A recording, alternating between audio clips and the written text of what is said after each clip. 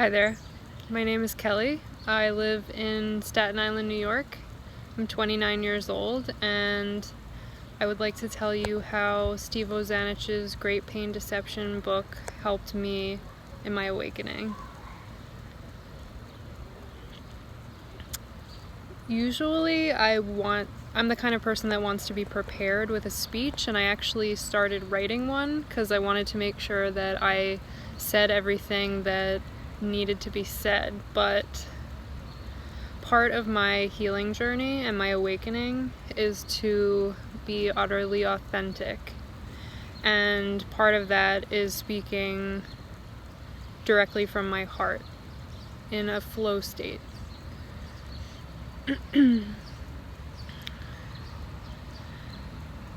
most significant event that ever happened in my TMS journey was I threw my back out when I was about 12 years old. It was September 11th, 2001. My father worked in Lower Manhattan, just across the street from the World Trade Center. And I was too young to understand the gravity of the situation, and I knew he didn't work directly in the building, so I didn't think I had anything to be worried about. He used to go into the World Trade Center every morning for breakfast, and they had like a food court there, newspaper stand. It was like a little mall underground or on the first floor. And that morning he was in the building. Luckily he made it out 30 minutes before the planes hit.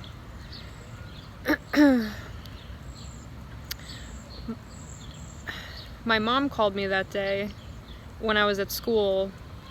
She actually called the guidance counselor. The guidance counselor got in touch with me when I was in the lunchroom with my friends, and she passed on the message from my mom that my dad was okay and that she had gotten in touch with him and that everything was okay. I think that not consciously, I remember thinking, okay, well, I didn't think there was anything to worry about because he doesn't work in the World Trade Center. And subconsciously it really planted a fear in me that something really bad could have happened and I could have lost him. Later that day, I remember very clearly, I was in 5th period English class and I sneezed and threw my back out.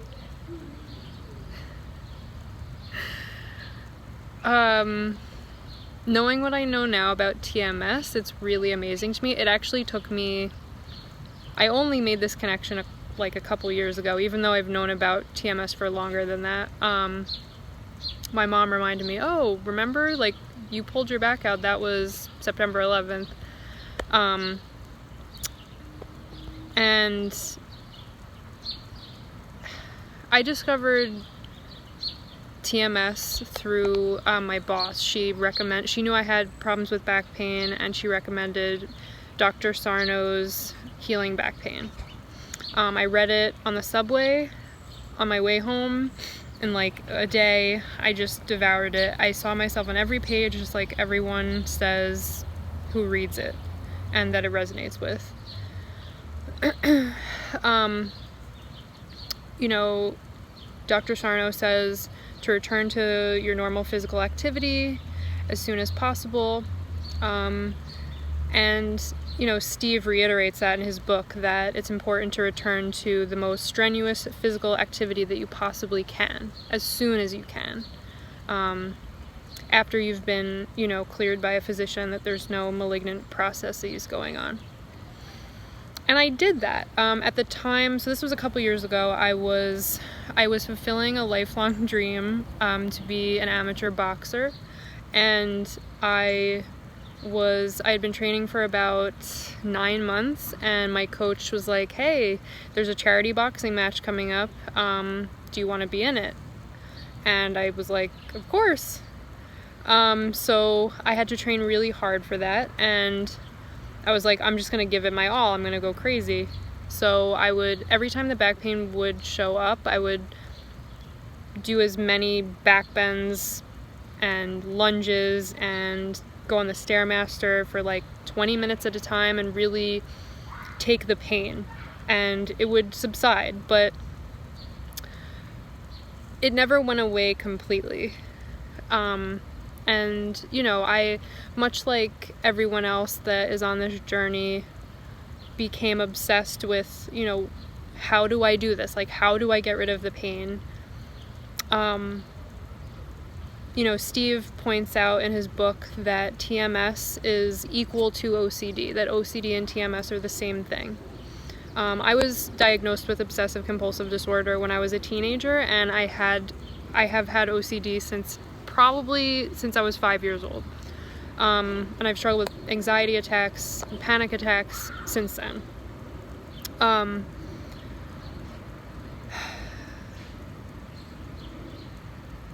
The symptoms of TMS, the pain, is perpetuated just because we are OCDing, we are TMSing about them. We're constantly checking to see if we have them, like, oh, you know, moving around while I'm sitting at my desk at work thinking, you know, is the back pain still there? Being like really hyper aware of the symptoms and getting really discouraged when they don't go away. And then it leads you to think to yourself, what am I doing wrong? What else could I be doing? There's people, you know, that have healed from this, from TMS. Well, what have they done that I am not doing? There has to be a formula. Like, I think it's very Western thinking to, you know, think of it like that. Like, what can I do? Like, always trying to do, not just be. God forbid any of us just be.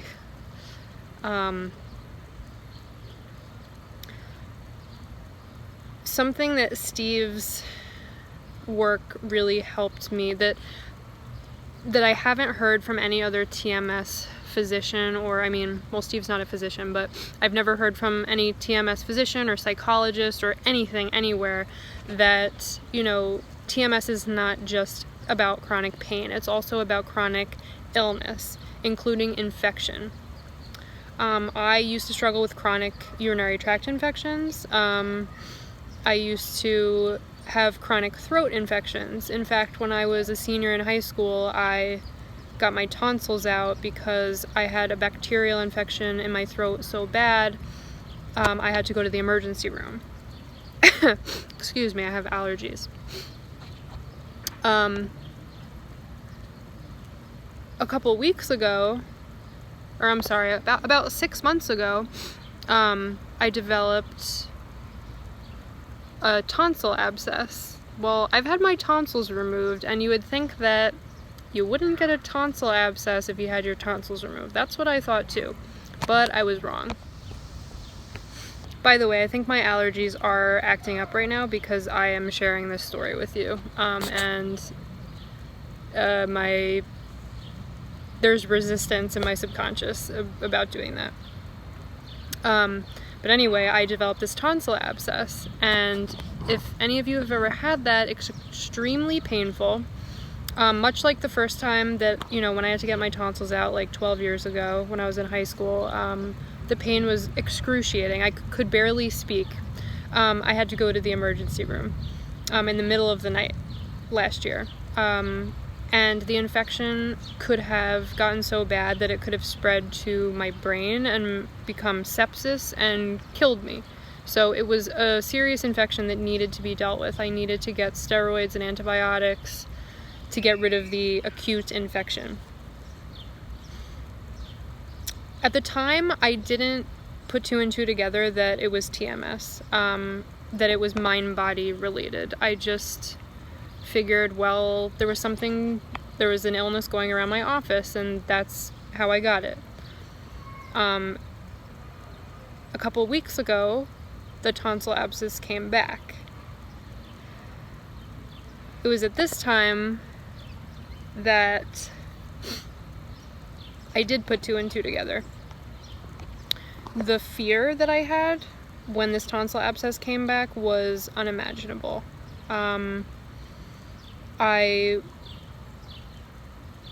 was terrified of what the doctor was going to tell me and that they were going to have to operate on me again. Everything, I of course started Googling it, and you know, the way that tonsil abscesses are dealt with, or they have to be drained, and as you can imagine, having a needle stuck down your throat when you're already the type of person that's afraid of doctors and afraid of pretty much everything, you know, that's not like a scenario that you want to imagine yourself in. Luckily, the abscess started draining on its own, and I was able to just use antibiotics to clear the infection, and it went away. But it made me realize that I did not have enough joy in my life. I have this beautiful house that I just purchased with my husband last year. We're very fortunate to live in New York City and have this beautiful yard and a pool. We have a dream life, basically. I can show you the yard.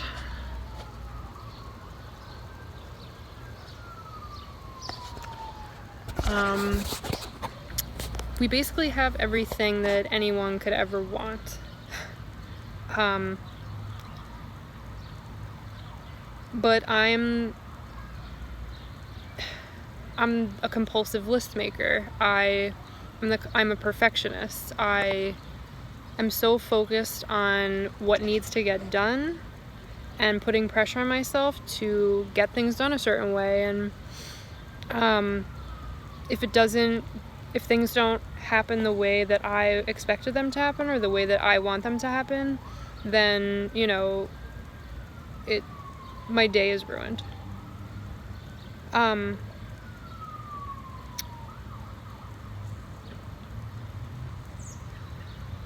I realized that I had a lot of accumulated anger. That anger was what was causing my TMS.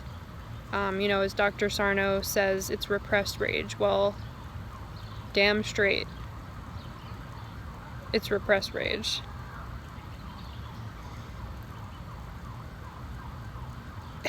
In so many of my primary relationships, like, doesn't matter, you know, parents, family, husband, coworkers, friends, my interactions with them were not authentic. I'm the kind of person that is afraid to hurt people's feelings, and I don't want to say anything that's gonna turn to conflict. I avoid conflict like the plague. Well, past tense, I avoided conflict like the plague. It was very scary to me. And as a result, I ended up carrying all that anger around with me because I wasn't speaking up to anybody in my life. I wasn't speaking my truth. I was just going along with, you know, what everybody else, I was going along with what I perceived everyone else wanted me to do. In reality, they would have been fine with me speaking my truth, but my subconscious mind, you know, when you're on automatic, when you've been afraid of people for that long, you've been afraid of conflict for that long, that's what happens. You aren't even aware that you're doing it. And the few times when I would become aware that I was doing it, I was still too afraid to speak up because I didn't want to create conflict. My awakening happened, and I'm not talking about, you know, oh, my symptoms are all gone. Oh, no. My shift in consciousness happened, and Steve talks about this in his book. Steve is the best. He has nailed it right on the head. That this healing journey is an awakening. It's about a shift in awareness. And when you can consciously understand that, once you see that, you can't unsee it. And I wish that I could give you a list of steps to take to make that shift in your awareness, but it doesn't work that way. For years, you know, I've known about Dr. Sarno and TMS for years, and I like I said, I was always wondering, what can I do to make this go away? Well, I realized that it's not a matter of doing, it's a matter of not doing. I was working so hard in my personal life, in every aspect of my life. I was working so hard to please others on a microscopic level, like a micromanaging level, that I did not know who I was. If you asked me the question, who are you? I would not be able to tell you. I would not have known. There were a few people in my life that I knew I was being particularly inauthentic with, and I wanted to take responsibility for it, and I called them on the phone. I wanted it to be, I knew it had to be voice to voice or face to face, but I decided to call them, and I told them, listen, I've been very inauthentic in our communication, and I'm sorry.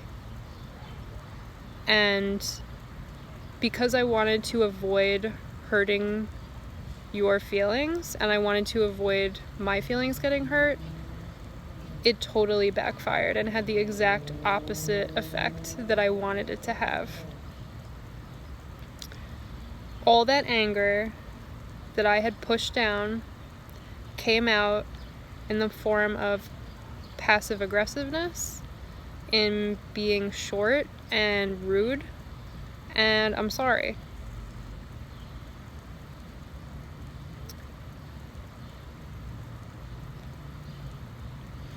The people that I spoke to were incredibly gracious, understanding, and it was a turning point for me. That day, I physically felt lighter. I felt like I had the best natural high of my entire life. It wasn't a mania, it wasn't like an excitement, it was a profound and deep peace that I never experienced before. And I was like, is this gonna last? Like, is this just transient? What is this? Like, it feels so good. Oh, like, the whole world looked different to me. The world looked surreal. Very literally looked surreal.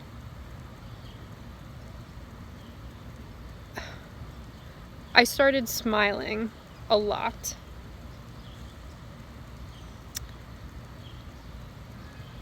I realized after this experience that I am not my anger.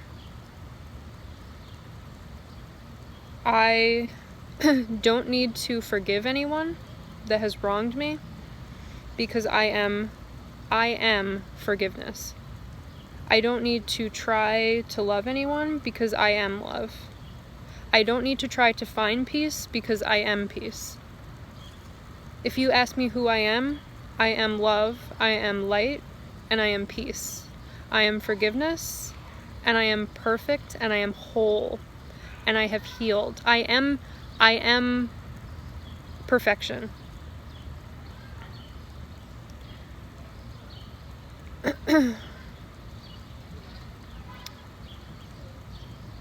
These can sound a bit like platitudes and cliches, and to be honest, if I hadn't experienced this profound shift in healing and awareness and consciousness, I would think that they were just cliches too.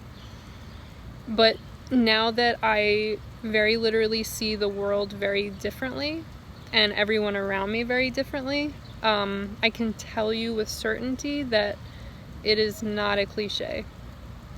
It is real. And it is the truth. And you can have this too. And you know why I know that? Because you already do. You are perfect, and when you ask the question, how do I heal? What do I do to heal?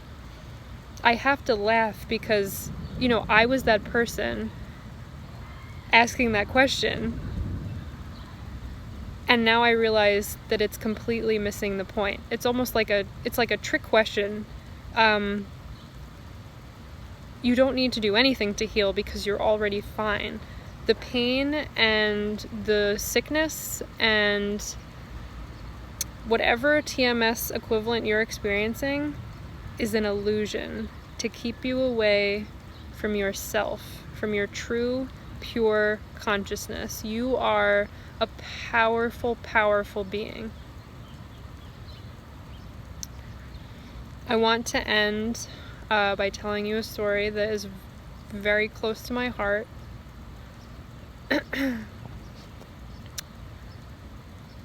Years and years ago, when I was about 17 or 18 years old, I was struggling with OCD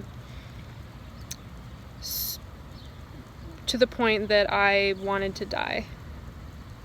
I couldn't eat, I couldn't sleep. In fact, I was actually sleeping in my parents' room because I couldn't handle being alone for even that amount of time at night. The mere bodily sensation of the anxiety was so strong that I couldn't eat. I didn't want food. I couldn't have digested it even if I had eaten it. I've never been particularly religious, so I grew up Catholic, went through, all the sacraments, confirmation and all that, but it never resonated with me particularly. I'm a naturally skeptical person, and something that this TMS healing journey has done for me has made me deeply, deeply spiritual. But anyway, back to this hard time of my life. I was so depressed that I just wanted to be dead. I was crying myself to sleep one night, and in desperation, I said a prayer to whoever, whatever was out there and was listening. I said, I need a sign that this is going to be okay. I'm sure that over the next few days I kind of forgot about it, and I didn't seriously think that I was going to get an answer. But one night, later that week, I had a lucid dream. For anyone that doesn't know what that is, it's when you're in a dream and you become conscious that you are dreaming, which is like the coolest thing ever, to know that you're dreaming in your dream, because you can start controlling, you could fly around, you could do anything that you want. So I became conscious in a dream, and I found myself in a busy city square surrounded by clocks everywhere. There was a clock tower, a big clock tower in front of me that looked a bit like Big Ben, but it wasn't specifically Big Ben. It was just a clock tower. I said, that's interesting. I don't know what that's about, but in my dream, I actually started writing things on my arm in the dream so that when I woke up, I'll remember this. I'll think about it, which is funny because, it's just silly to think that I could have done that. But anyway, I'm still in the dream, and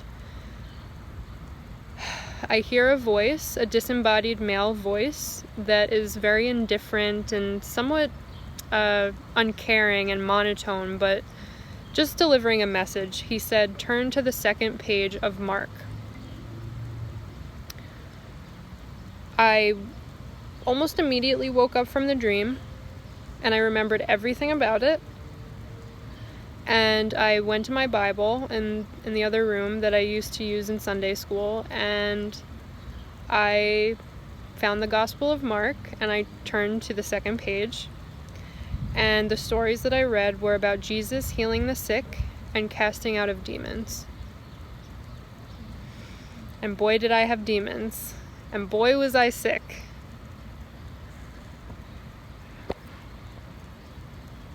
For years, I would tell people this story, and I would sometimes leave out the part about the clocks because I never could make sense of it. And it wasn't until my awakening that I understood what it meant. The clocks were a symbol of... It was trying to tell me that time is immaterial. That it was only a matter of time before I experienced a healing. That I was already whole. I was already perfect. And that I needed time to unfold the knowledge of that for me. Now, going forward, I don't expect to, being healed from TMS is not perfection. It doesn't mean that you're never going to feel pain again. It doesn't mean you're never going to get sick again. But when the pain does come up for me, I'm in a space where I remind myself it doesn't matter.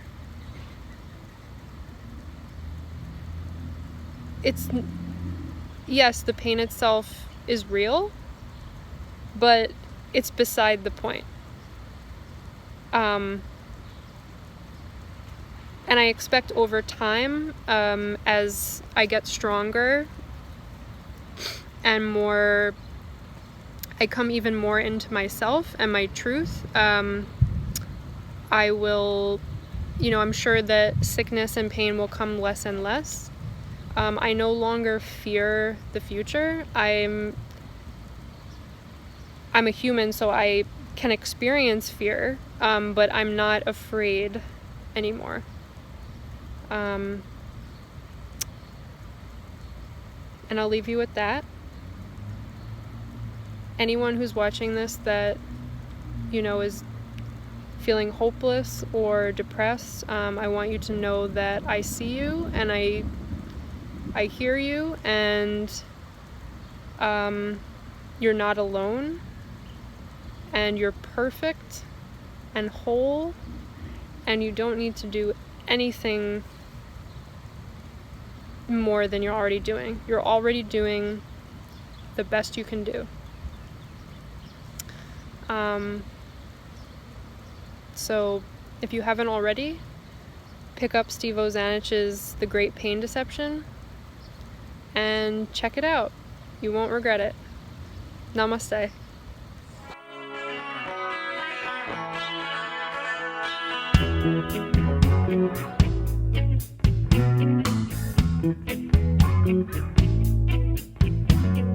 Clear and colored bottles scattered randomly, empty of their purposes, lying in defeat, much like the people that left them lying there on the dirty, broken sidewalks, on the streets for those who dare.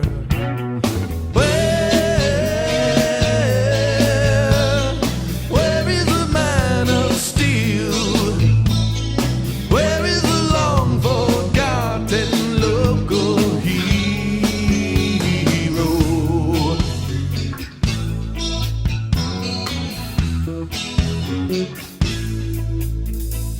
A hole in the window where the rocks and the stones have been thrown, monuments to the muscle